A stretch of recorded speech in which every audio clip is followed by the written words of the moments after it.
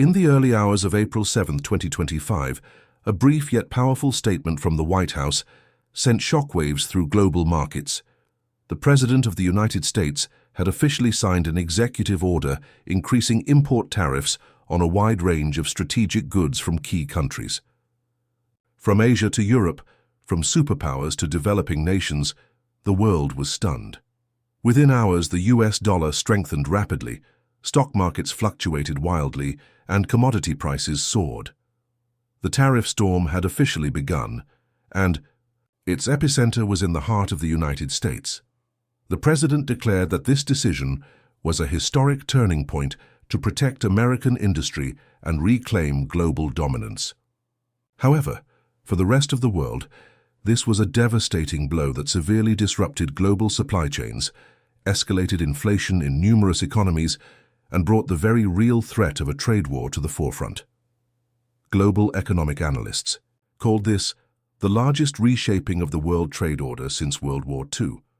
Yet while the world scrambled to find a way to respond, the United States, the very country that triggered this earthquake, found itself plunged into a different kind of turmoil. A simmering economic and social crisis that had been building for years was now beginning to erupt. At an auto assembly plant in Dearborn, Michigan, the historical heart of America's automotive industry, production manager Mike Reynolds is faced with a heart-wrenching decision: lay off 120 temporary workers who have been loyal to the factory for nearly a decade. We've been hanging on, but the cost of parts has risen by nearly 30%. Operational costs are soaring, and orders are shrinking, Reynolds said in a quiet interview, as the factory machines had shut down earlier than usual. The government said we would be protected, but I'm asking myself, protected for whom? Certainly not my workers. American businesses, particularly in manufacturing, are entering an incredibly harsh period, one not seen since the financial crisis of 2008. To survive, they've implemented a variety of measures, renegotiating contracts with suppliers, halting expansion investments, and even relocating parts of their production lines overseas to avoid the new tariffs. But the effect has been akin to a thin shield in the midst of a storm. It's ironic, said trade expert from Georgetown University, Professor Angela Liu. The protectionist policies were advertised to protect American jobs, but they've led to offshoring production, exactly the opposite of the intended goal. Some multinational corporations, such as Apple and GE, have quickly restructured their supply chains, shifting imports to countries that are not subject to tariffs. However, for small and medium-sized businesses, which account for 99% of all U.S. businesses, they lack the resources or time to pivot as quickly. They become the first line of defense and the first to suffer. At a Walmart in Ohio, 67-year-old Ellen stares in confusion at the price of a box of cotton swabs, which has jumped from $2.99 to $4.25 in just 2 weeks. We don't buy iPhones or cars every day, but toilet paper, sanitary pads, cold medicine, diapers. Those are the things everyday Americans rely on, she sighs. When everything goes up, the poor will have to go without. The elderly will cut back on medication and the young will pile on more debt. The ripple effect of the increased import tariffs is weaving its way into every corner of American life. Consumer products imported from China, Mexico, and Europe, from clothing and electronics to canned foods, have all seen price hikes. Retailers have no choice but to pass the costs on to customers. The latest report from the Department of Commerce shows that the Consumer Price Index, CPI, rose 1.1% in March alone, its largest one-month increase since 2005. Of this, imported consumer goods accounted for 70% of the price hikes. People don't understand why the dollar is losing value so quickly, but they feel it when they pay at the checkout, said market analyst Stephen Chang from Morgan Stanley. This is the immediate and unavoidable consequence of the tariff policy. While American families are struggling to cope, the White House remains steadfast in its position. Import tariffs are a lever to force other countries to play by the rules. President Matthew C. Wallace, in a recent speech in Cleveland, declared boldly, "They've been taking advantage of us for too long. Now is the time for America to rise, protect our workers, and protect our products. If we have to pay the price, then it's the price of economic freedom. He also promised that there will be support packages for businesses and individuals affected. However, so far these packages have yet to be passed by Congress, and many states are raising concerns about budget cuts. China, the European Union and Mexico have all retaliated by imposing tariffs on U.S. goods, including beef, pickup trucks, soybeans, and whiskey, key products from states that strongly support the president. The trade war is not only showing no signs of abating, but is also escalating into a never-ending cycle of tit-for-tat retaliation. Former Treasury Secretary James Monroe warned, "Each tariff hike is a shot fired into the global supply chain, and the U.S. is not immune." The international financial system was built on trust in America's stability. If we undermine that, the costs will far exceed any statistical figures. The U.S. financial markets have not been immune to the storm. The Dow Jones has dropped nearly 2,000 points in just 1 month. Nasdaq has fallen more than 6%, and the S&P 500 is struggling to stay above the critical 4,000-point level. Foreign investors are pulling their capital out of U.S. markets at the fastest rate since 2020. This isn't just a technical correction. It's a panic reaction to a policy that doesn't account for the risks, said seasoned investor Carl Whitman. When the White House says this is necessary pain, Wall Street understands there's no escape plan. The bond market is also signaling trouble. The yield on U.S. 10-year Treasury bonds has skyrocketed, causing borrowing costs for businesses and consumers to rise. The Federal Reserve is facing a tough dilemma. If it cuts interest rates to support growth, it risks fueling inflation. If it keeps rates high, it will stifle consumer spending and investment. In industrial states like Pennsylvania, Wisconsin, and Ohio, swing states that helped propel Wallace into office, public opinion is shifting. Recent polls show a significant drop in approval from the working class, particularly after factories began cutting shifts or temporarily closing. Jordan Hall, 48, a man who voted for Wallace believing he would bring manufacturing back to America, now sighs, "I've never been unemployed in 20 years until last month." The upcoming election campaign will face a tough question. Is the short-term trade-off for long-term benefits worth it when people are losing jobs, businesses are closing, and millions of households are forced to tighten their belts? As news of the U.S. president's decision to raise import tariffs barely cooled on international financial news websites, across the Atlantic, urgent meetings, constant phone calls, and simmering anger began to spread like wildfire. No one was sitting still. From Brussels to Beijing, from Ottawa to Tokyo, governments were convening their strategic economic teams to discuss countermeasures. A wave of retaliation, silent but fierce, was building. The European Union, EU, is one of America's largest trading partners and one of the places directly affected by the new tariff policies. In particular, countries like Germany, the Netherlands, and France, export hubs for everything from luxury cars to industrial machinery, felt the weight of these changes. European Commission President Margrethe Lindholm appeared at a heated press conference in Brussels just 48 hours after the White House's announcement. With a stern expression and a firm tone, she said, "We are not looking for a trade war, but if we are pushed into one, we will respond firmly and proportionally." That same week, the EU passed a retaliatory tariff package worth $11 billion, targeting key American products, ranging from Harley-Davidson motorcycles and Kentucky bourbon to peanut butter. It seemed that no item was chosen by accident. Each one was carefully aimed at states that were crucial to the president's re-election campaign.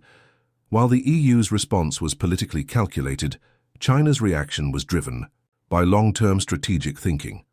Beijing did not immediately announce retaliatory measures, but analysts quickly saw the signals coming from President Xi Jinping's administration. Just days after the U.S. announcement, China's Ministry of Commerce unexpectedly halted soybean imports from Midwest farms, an area that heavily relied on exports to China. At the same time, Beijing rolled out a support package worth billions of yuan to assist domestic businesses impacted by the tariff shock. But the most dangerous strike might lie in another area: rare earth minerals. China, which controls more than 80% of global rare earth production, hinted at the possibility of limiting exports of these materials to the US. With industries dependent on rare earths for manufacturing chips, batteries, and military equipment, this was the Achilles heel that China was eyeing.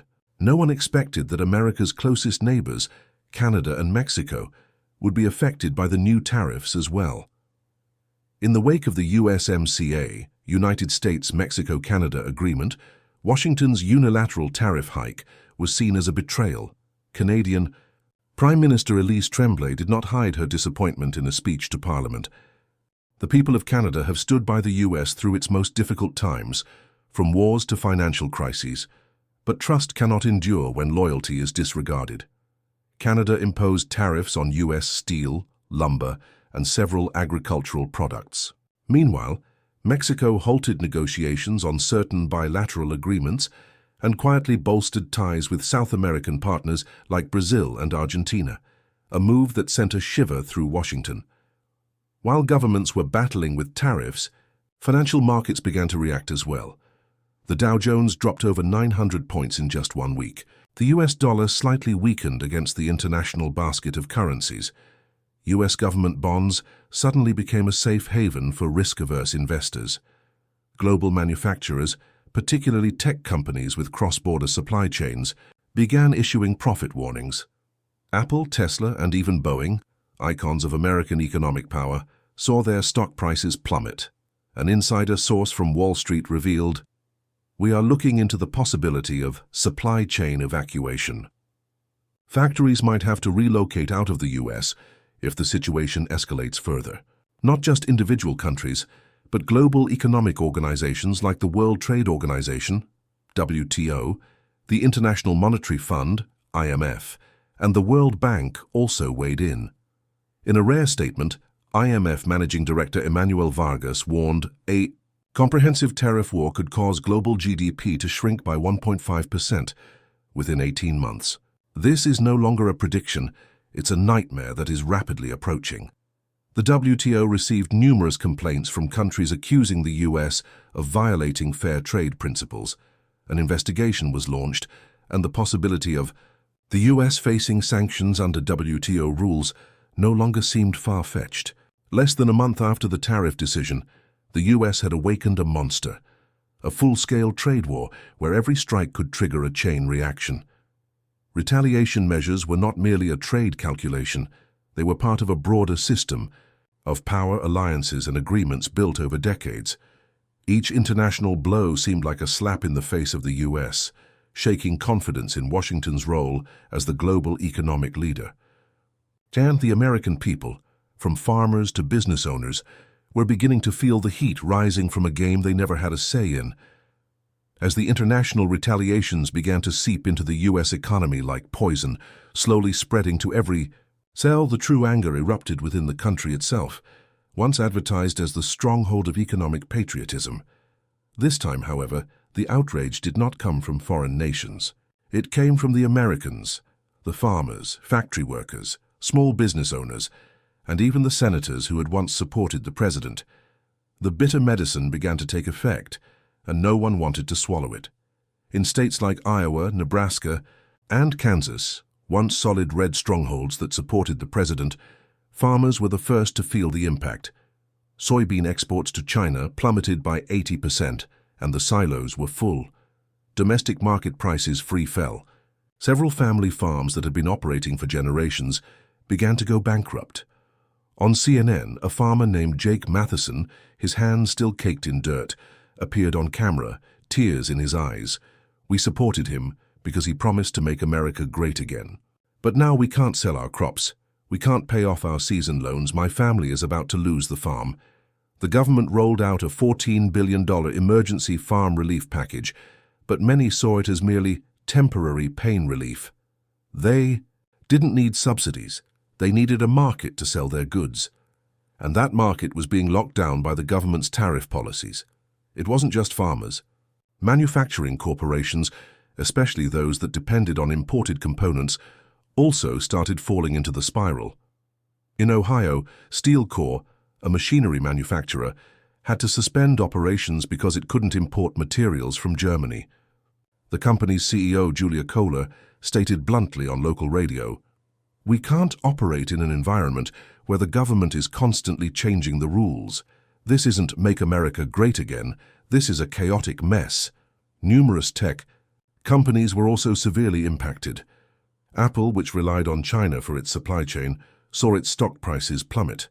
Similarly, Tesla faced a sharp increase in costs for producing batteries and motors. An internal memo from Amazon was leaked, showing the company quietly planning to shift most of its supply chain to Southeast Asia within the next 12 months. This meant tens of thousands of jobs in the US could be at risk. On Capitol Hill, something rare happened. Both parties joined forces to oppose the president's trade policy. Republican Senator John McAllister, a man who had stood beside the president in numerous campaigns, declared, "We're shooting ourselves in the foot in a war where there are no winners." The Democratic Party, of course, seized the opportunity. Congresswoman Alexandria Warren described the tariff policy as an attack on the working class disguised behind a patriotic flag. A bill, co-sponsored by both Republicans and Democrats, was introduced, demanding that the president seek congressional approval before imposing any major trade tariffs. For the first time in years, lawmakers were no longer silent in the face of White House power. Television, newspapers, social media, all were consumed by the fury. The hashtag Chuck Tariff Revolt became a national trend. People posted images of closed stores, rising material costs, and debt collection letters from banks. Fox News, once a media outlet friendly to the White House, began to adopt an unusual tone. An editorial titled "The American Dream Stolen" by ourselves shocked public opinion. Meanwhile, late-night shows like The Daily Show and Last Week Tonight continually mocked the president for waging economic war on the entire world and on his own voters. By the end of March, protests erupted across industrial states. In Michigan, thousands of workers flooded the streets with signs reading, "We're not pawns in a political game." In California, small business owners demanded fair compensation for the losses they were enduring. Some protests turned into tense confrontations with the police, especially in areas where unemployment rates were spiking. Analysts warned, if the administration didn't come up with a concrete solution, America could face an unstable summer reminiscent of the 1970s, when rising oil prices led to widespread protests. In a special televised speech, the president appeared with a defiant tone. "We cannot continue to let other nations take advantage of America. Every war requires sacrifice, but that's the price we must pay to reclaim fairness and power." He emphasized the GDP growth figures from the previous quarter, despite the tariffs having no immediate impact, attempting to reassure the public. However, independent economists pointed out the next quarter will tell a completely different story. With the presidential election approaching, a bigger question began to form. Would the American people be willing to pay the price, with their jobs, incomes, and stability, for a war whose end was nowhere in sight? If Washington is the center of political power, then Wall Street is the financial heart of America. From the towering buildings of Manhattan, the flow of money dictates the fate of millions. And when the president's tariff policies began to shake, the market, the financial moguls, who had previously kept their distance, could no longer sit idly by. A new war had begun, not with bombs and bullets, but with stocks, credit, and a massive flight from what had once been considered a rock-solid belief, faith in the White House. April 15th. The opening bell at the New York Stock Exchange had just rung when the market turned red like fire. The Dow Jones lost 700 points within just 2 hours. The Nasdaq plunged 5%. Stocks in industries like manufacturing, technology, and energy all plummeted in freefall. At the heart of the chaos was the news that China had imposed a 100% tariff on semiconductors and electric cars, two of America's major exports. Companies like Apple, Nvidia, Ford, and General Motors were hit hard. A JP Morgan analyst likened the event to, "This isn't just a market correction, this is a preemptive strike on America's giants." The sell-off wave spread across investment funds. Pension funds lost billions in value in just 48 hours. Red engulfed Wall Street like a financial storm, preparing to sweep through a city that hadn't fortified itself in time. In the shadows of closed-door boardrooms and high-rise meeting rooms, the financial elite began to respond. But not with public outcries, rather with a covert strike, pulling investments, slashing expenditures, and delaying expansion plans. Goldman Sachs halted its plan to inject capital into domestic manufacturing markets, redirecting funds to India. Morgan Stanley quietly advised its major clients to reallocate assets into the euro and Swiss franc. Amazon, in a private meeting with senior shareholders, discussed the possibility of moving its new distribution headquarters to Canada. A CEO of a major corporation, who wished to remain anonymous, was candid in a leaked interview. "We can't let political emotions destroy shareholder value." The Federal Reserve, Fed, which typically kept its distance from the White House's policies, was now forced to speak out. Inflationary pressures began to rise. The cost of imported materials soared, production costs spiked, and the public started tightening their belts. The Fed chairman held an unusually rare press conference where he stated, "We are closely monitoring the situation and are prepared to adjust interest rates to maintain economic stability." What seemed like a neutral statement was immediately interpreted by the media as a soft warning to the president. Behind the scenes at the Fed, intense debates had emerged. Should they keep interest rates steady to protect purchasing power, or raise them slightly to curb capital outflows? Although no official decision had been made, the market had already sensed danger. Not willing to sit quietly in the face of fierce backlash from the financial world, the president took to the stage at a rally in Texas and openly criticized Wall Street. "The people in New York are scared. For the first time in decades, the government isn't doing what they want. We don't make policies for billionaires, we make them for the American people." The crowd cheered, but Wall Street did not. That remark felt like a declaration of war. Within hours of the speech, the Dow Jones dropped another 300 points. Foreign investors collectively sold off U.S. government bonds, causing yields to spike dramatically, a clear sign that trust was collapsing. The war between the White House and Wall Street had divided the Republican Party. One faction, represented by traditional conservative senators, worried that the president's anti-globalization policies would destroy the economic alliances America had spent the last 40 years building. Senator Rick Hamilton of New York spoke before Congress. "The president is losing what made America great: financial trust, open trade, and global leadership." But another faction, the populist wing, fully supported the president. They argued that it was time to clean up the playing field and take back control from the big banks. This division left the Republican Party in a strategic crisis ahead of the upcoming election. One side wanted to protect wealth, the other wanted to protect power, but both were losing both. On a late-night talk show, a political analyst posed a question that millions of Americans were thinking. If the government declares war on Wall Street and Wall Street fights back with money, who will win? And more importantly, who is really running this country? That question wasn't easy to answer, because in the game between politics and finance, the loser is always the people. And the winner, if there is one, is the one who knows how to navigate between these two forces while still holding onto power. As the financial moguls strike back from the towering buildings of Manhattan beneath the tin roofs of the Rust Belt, the pain is quietly spreading, like a crack slowly forming on an old steel bridge. The middle class, the backbone of America, was beginning to feel the true cost of a trade war they once supported with unwavering belief. The power struggle between Wall Street and the White House was no longer just unfolding in glass buildings. It was making its way down to dinner tables, looms, delayed orders, and the restless nights of millions of American workers. "He promised to bring jobs back, but now my company has laid off 40 people in 3 months. These were the words of Mike Richardson, a 47-year-old steelworker from Pittsburgh, who had proudly displayed a flag supporting the president outside his home throughout 2020. But when the factory cut orders due to European tariffs on steel, Mike was the first to be called into HR. Mike's story was not unique. In Ohio, an electronics parts factory slashed 60% of its orders after China halted imports. In Iowa, agricultural prices plummeted due to the loss of export markets, leaving farmers in despair.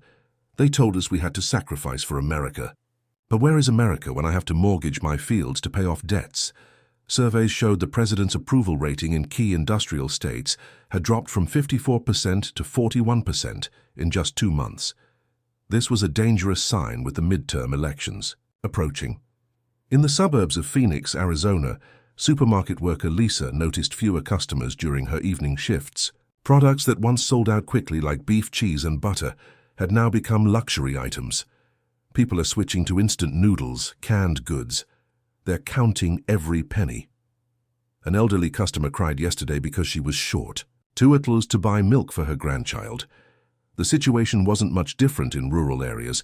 In Montana, gas prices rose by 40 cents per gallon after a new tariff on Middle Eastern oil. A truck driver had to turn off his air conditioning to save fuel in the 104-degree heat.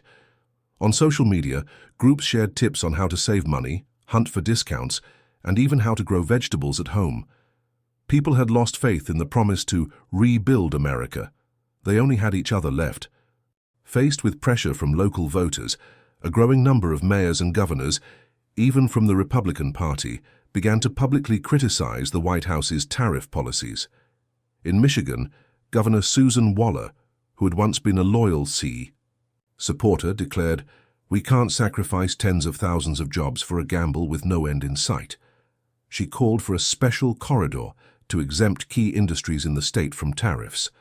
Meanwhile, mayors from industrial cities like Cleveland, Detroit, and Buffalo sent letters to Congress demanding hearings on the impact of tariffs on everyday people's lives. This local-level uprising revealed that unease had reached the very foundation of the American political system. In the early stages, many major television networks were cautious about airing negative stories about the White House, partly out of respect for the election results and partly due to the fear of being accused of spreading fake news. But now, with the consequences evident, sections like family economy, inflation pressure, and what Americans are saying were appearing in abundance. CBS reported 1/3 of middle-class Americans have had to use credit cards to pay for basic necessities. CNN analyzed the impact of tariffs on consumers by examining various items, from children's toys to cold medicine, from bread to sanitary pads. The media shift made the public realize that this was no longer a strategic economic move, but rather a dangerous game with people's livelihoods. In the shadows of roadside diners, secret meetings were taking place between union representatives, small business owners, and local political advisors. The goal: to compile a list of affected voters, organize fact-finding missions, and prepare for a reverse lobbying wave. In Pennsylvania, a group of former Trump voters founded the movement Real America, calling for a rejection of the current trade policies. They didn't openly criticize the president, they just told their stories. And those stories carried more weight than any news report. From the outside, America continued to function, but beneath the surface, a quiet fury was growing. Not with noise, protests, or destruction, but with apathy, with indifference to political speeches, with the silent question in the minds of millions, "I believed. What am I supposed to do now?" And in a democracy like America, the silence of the middle class is the most terrifying power of all. Once tightly integrated cogs in the machinery of Western power, America's longtime allies are slowly detaching themselves from the axis of Washington. In the trade war ignited by the White House, not only enemies but even friends are beginning to view America as a lonely, arrogant, and dangerous power. The crisis has now extended beyond economic borders. It is igniting a geopolitical earthquake, and for the first time in over 70 years, the post-World War II order is at risk of collapsing from within the heart of the free world itself. When Washington announced tariffs on steel and aluminum, from all of Europe, Brussels didn't respond with harsh words, but with cold action. Within 2 weeks, the European Union passed a series of retaliatory measures: heavy tariffs on Harley-Davidson motorcycles, Kentucky bourbon, and peanut butter, iconic American consumer products and vital to key swing states. But the real blow came from the bilateral trade talks that the EU quietly pursued with China, Canada, India, and even Brazil. And America wasn't at the table. An anonymous EU official put it plainly, if the US no longer wants to play by the rules, we're ready to write a new set of laws without them. Paris and Berlin also began ramping up independent initiatives regarding supply chains, redirecting investments away from American businesses, and establishing new economic defense funds to protect the continent from the risks posed by the instability of its traditional partner. Tokyo was once considered America's most loyal ally in Asia, but now Japan's government is openly expressing dissatisfaction.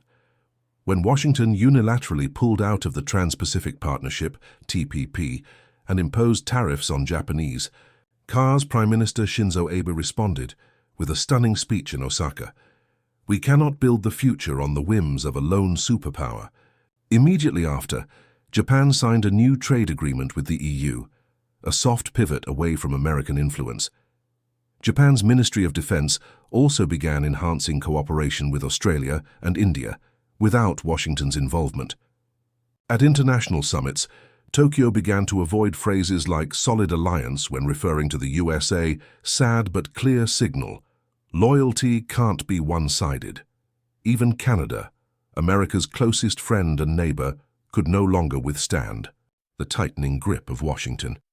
After the US imposed tariffs on Canadian softwood lumber and dairy products, Ottawa retaliated with a carefully selected list of countermeasures, from steel to toilet paper, from ketchup to aluminum pans. Each product was chosen to hit critical US states. Canadian Prime Minister Justin Trudeau, in an emotional speech before Parliament, declared, "Friendship cannot exist when one side is always punching the other in the stomach." In border towns like Niagara Falls, where people from both countries once moved freely, the relationship began to sour. Trust was torn not just by tariff barriers, but by a sense of betrayal. At the most recent G20 summit in Berlin, for the first time in history, the remaining 19 countries signed a joint declaration without the US. The declaration committed to maintaining open trade, opposing protectionism, and promoting multilateral cooperation, a slap in the face to the America First policy. The US president left the summit earlier than expected, with no press conference, no farewell reception. The world saw clearly, America was now the uninvited guest at the very party it once hosted. Under the economic front, fractures were also spreading into the military sphere. Within NATO, European countries were increasingly discussing strategic autonomy, a once taboo concept. France proposed creating an independent rapid response force. Germany wanted to increase defense spending without relying on Pentagon directives. A European military officer said bluntly, "We cannot let our security be tied to the election cycle of the United States." Even the UK, America's closest ally, began to distance itself in strategic discussions, avoiding getting too entangled in controversial decisions from the White House. As allies drift away, agreements are torn up, and the negotiating tables have no seats left for America. New order is beginning to take shape. It is not coming from a revolution, but from a built-up fatigue. Fatigue from Washington's unpredictability, fatigue from American domestic politics dominating global commitments, fatigue from a superpower that no longer keeps its promises, and, in the void left behind, China, India, the EU, one country, one bloc at a time, are stepping onto the stage, not to fight but to take the seat. While Washington is bogged down in a tariff war with both enemies and allies, Beijing has quietly set up a new stage where the rules are written by them, the audience is invited by them, and the lead role is no longer played by America. A parallel trade order is emerging, not through gunfire or grand declarations, but through shuttle flights, covert agreements, and sweet lines of credit. The game of swapping sides has begun. Immediately after, the US launched its first round of tariffs. China did not respond with fiery speeches or dramatic political declarations. Instead, Beijing activated a weapon it had quietly been preparing for over a decade. The Belt and Road Initiative, BRI, now elevated to the global trade network of the 21st century. Within 6 months, China signed 23 new trade agreements with countries across Asia, Africa, and even South America. Notably, Countries that had been close to the US, like Thailand, Chile, Egypt, and even the Philippines, once a key military ally of Washington, joined the initiative. Low-interest credit packages, free infrastructure development, investments. In ports, 5G networks, and high-speed rail, everything was poured into regions that America had long overlooked. Beijing didn't need to lecture on democracy or human rights. All they needed to do was offer contracts and cash. At a quiet ceremony in Hanoi, 15 Asian countries, from China to Japan, from Australia to Indonesia, signed the Regional Comprehensive Economic Partnership, RCEP, officially creating the largest trade bloc on the planet. What stands out? The US was absent from the list. This wasn't just a blow to Washington's influence in the region, but a clear sign that Asia was ready to move forward, without the indispensable leader it once believed it needed. And standing at the center of the round table was none other than China. As the US increased tariffs on goods, many Western companies thought they could leave China in search of alternative suppliers. But Beijing quickly adjusted its policy, reducing domestic business taxes, offering special incentives for companies shifting from export to domestic consumption. The result, instead of pulling out, many American companies expanded their operations in China to avoid the tariffs. Apple, Tesla, Intel each opened new manufacturing plants and research centers in Shanghai, Shenzhen, and Beijing. A Western analyst bitterly remarked, "While America shot itself in the foot, China turned the attack into a force for economic restructuring, and now they are dominating the value chain." As trust in the World Trade Organization, WTO, waned due to the US's unilateral policies, Beijing proposed creating an expanded multilateral trade forum, a place where developing nations would have a louder voice, where rules would be more flexible and no longer manipulated by Washington. Initially, only a few African and South Asian countries participated, but gradually, middle-income economies like Mexico, Argentina, Turkey, and even Italy began to express interest. The new forum couldn't replace the WTO yet, but it was starting to become a gravitational center for those weary of the old system. Not only trade, but China also began challenging another front long dominated by the US currency. By promoting the digital yuan, ECNY, Beijing is gradually pushing for international transactions to bypass the US dollar. A number of African and Central Asian countries have started accepting the yuan for trade, especially for loans and infrastructure payments related to the BRI. At an international conference in Shanghai, a Chinese banking leader declared, "We don't need to overthrow the US dollar. We just need to reduce our dependence on it." And indeed, this battle isn't loud, but it is quietly draining the status of the US dollar. The world doesn't wait for an erratic and unpredictable hero. When the US chose to build walls, China built roads. When Washington pulled back, Beijing stepped forward. And in the void left behind, countries that had once turned away from China are now slowly turning back to them, with pragmatism, not prejudice. Though still hesitant, it's clear. If the world is a chessboard, China has carefully placed each piece and is now about to checkmate. If the trade war is an international chess match, then within the US another life-or-death game has begun. It's not between the US and China, but between different layers of the American population, between states and the federal government, between political interests and the survival of the working class. It's an America no longer united, no longer whole, but one that is fracturing at the seams. Less than 18 months after the president signed the order to increase import tariffs, industrial zones in the Midwest became eerily quiet. Cities that once thrived on manufacturing machinery, cars, and steel, like Detroit, Pittsburgh, Akron, now echoed only with the sound of production lines that had stopped. "We thought we'd be revived, but we just got a slower death," said an unemployed worker in Ohio during a local television interview. Layoffs spread, supply chains were disrupted, and rising input costs paralyzed even the industries that were supposed to be resilient domestically. From food to electronics, from agriculture to technology, everything was affected by price increases, reduced exports, and shrinking markets. Not long after, voices of dissent began rising from the very voters who had supported the president. States like California, New York, and Illinois, where the economies are larger than many countries in the world, declared they would not comply with some of the federal tariffs. The governor of Washington state even stated, "If the federal government is steering the ship of America into an iceberg, we have the right to pull the emergency brake." A movement called state economic sovereignty was launched. Many states demanded the right to sign their own bilateral trade agreements with foreign countries, a previously unthinkable idea. The federal government immediately responded fiercely. The Department of Justice sued several states for violating the Constitution on interstate commerce.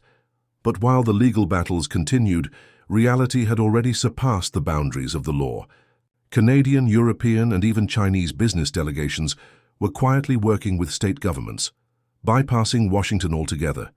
For American farmers, the simmering anger had erupted into action. Soybean, corn, pork prices plummeted as China and other Asian countries stopped buying American goods in retaliation. Warehouses in Iowa and Kansas were filled with unsold crops to the point where they had to be dumped or fed to livestock. A group of farmers called Farmers United for Survival, FUS, organized a series of tractor protests across federal highways. The largest event was the White March. Over 4,000 tractors rolled from agricultural states to Washington, blocking Interstate 95 for 3 consecutive days. Never before had there been such a massive farmers' protest in over 70 years. On major news outlets like the New York Times, Wall Street Journal, and The Economist, the headlines became increasingly harsh. "The trade war is tearing America apart from the inside," and "when bad policies cost you both friends and family," over 120 economists sent an urgent petition to Congress, calling for a halt to the new tariffs and demanding an independent oversight committee to assess the consequences. Friday night television programs, which had previously focused on sensationalist stories, now consistently covered small business bankruptcies, massive job losses, and the psychological crisis among the middle class, the very backbone of the American dream. The division had never been more apparent. The South and Midwest continued to support the president with the belief that you must hurt to revive. Meanwhile, coastal states, high-tech regions, and intellectual circles strongly opposed the policies. Social media exploded with opposing hashtags. "Make America Strong Again versus Done is Trade, Not War. Buy American Only versus Dug Global Together." A growing sense of division, suspicion, and extremism began to spread, not only between political parties, but also within communities and families. A leaked report from the National Intelligence Council, NIC, stated, "If the situation continues, America will face the risk of severe civil unrest within the next 12 months. The Department of Homeland Security had placed major cities on watch for internal conflict risks. Riot control drills were being held regularly in key states. A security expert warned on CNN, "We're heading into a scenario similar to what the Soviet Union faced in the late 1980s, only faster and with more media coverage." This was no longer a policy debate. It was an earthquake rippling from the White House to every household. From the Senate chambers to workers' dining rooms, from cornfields to Silicon Valley, America was entering the greatest challenge since World War II. And the question began to echo, will America remain a union, or just a disjointed collection of irreconcilable interests? In the cold hallways of the White House, the president sat alone before the television screen, watching live coverage of thousands of protesters outside Capitol Hill.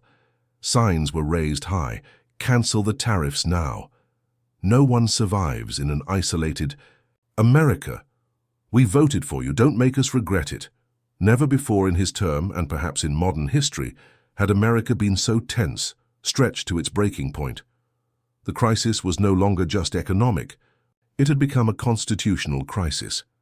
When the president declared that tariffs would continue to increase in order to put pressure on our opponents and protect jobs, Congress erupted. Both chambers, the House, controlled by the opposition, and the Senate, which had been supportive of the administration, simultaneously introduced a bill to limit the executive's power to impose tariffs without legislative approval. This was an unprecedented move. The Supreme Court was quickly pulled into the fray. Several states sued the administration, claiming it had violated trade rights and the economic sovereignty of states. Meanwhile, protests spread across the streets. In over 40 major cities, tens of thousands of people took to the streets every night. A bloody clash in Chicago, where a protester was shot by police while attempting to breach a security barrier, only added fuel to the fire. The president met relentlessly with his team of advisors through the night. His face grew more strained, his eyes red-rimmed. He knew that every decision made at this moment could determine the fate of America and his own political future. The Secretary of the Treasury suggested, "Sir, you should consider scaling back the tariffs, a tactical retreat to preserve your position." The National Security Advisor strongly disagreed. "If you back down, the opponents will smell blood. We cannot appear weak." The former chairman of the Federal Reserve, invited as an emergency advisor, spoke softly but firmly. "Mr. President, this is no longer an economic game. This is about political survival and national stability. If you hold firm, you may win. But America will lose." There was silence. The room fell into stillness. The man in the White House, who once shouted, "Make America great again," now sat motionless in the storm he had created. As America was in turmoil, China made a bold move. It announced the unilateral removal of tariffs on goods from the key European Union and developing countries while opening its markets even wider. The world called this the new trade deal without America. Global markets reacted immediately, with stock indexes in Tokyo, Frankfurt, and Paris soaring. Investment capital began to flow away from the US and toward Asia and Europe. US newspapers ran headlines like, "The 21st century has a new leader. America is isolated in the very game it started."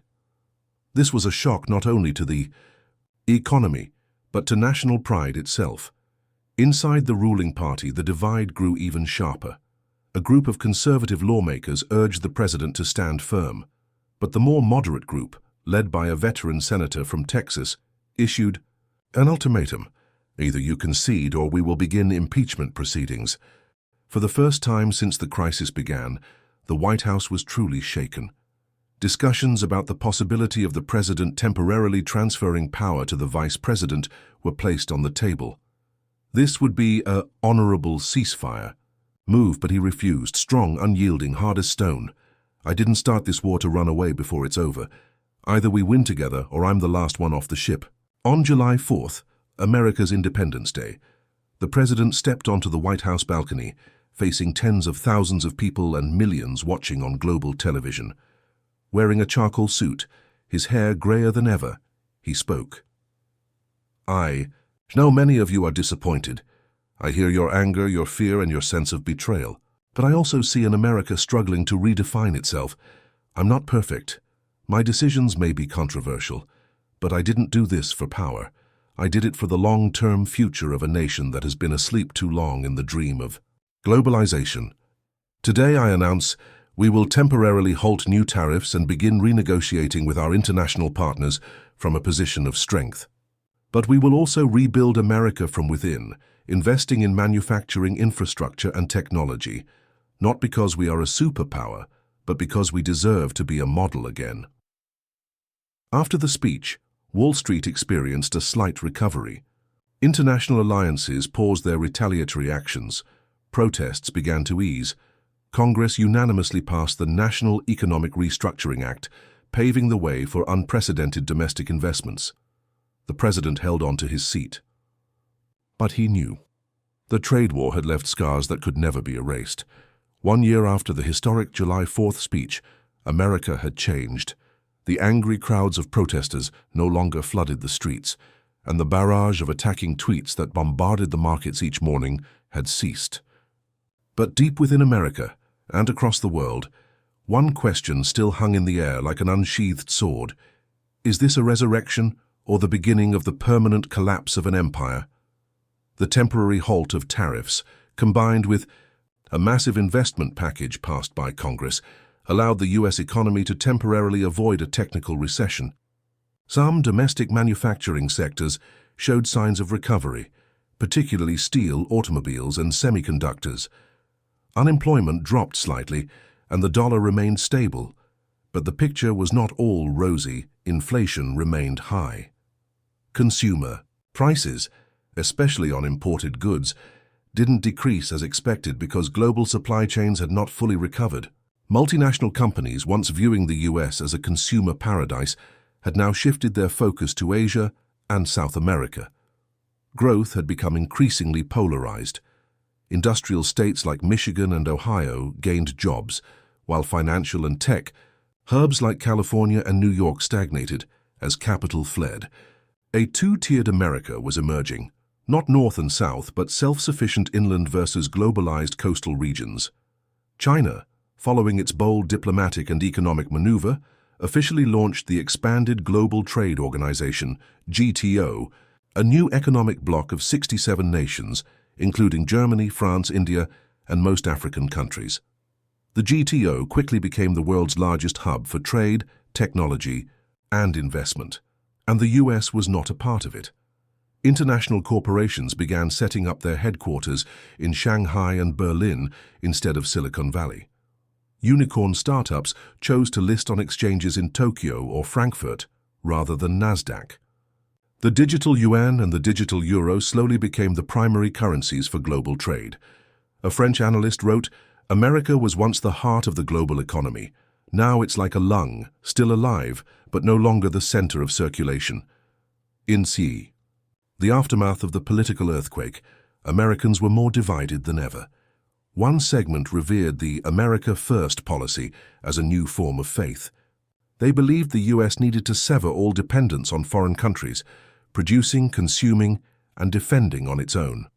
But another group, mostly young people, intellectuals, and the business community, pursued a new slogan: connect to survive. They called for a return to globalization, but in a fairer, more sustainable and flexible model. The heated debates, the hours-long congressional hearings, the endless verbal wars on social media, all showed that post-crisis, America was no longer the same America from a decade ago. The incumbent president did not run for re-election. In his final speech before Congress, he said, "I didn't come here to be loved. I came to awaken an America that has been lulled into the illusion that we can remain strong without change." History will endlessly debate his legacy. Was he a hero or a destroyer?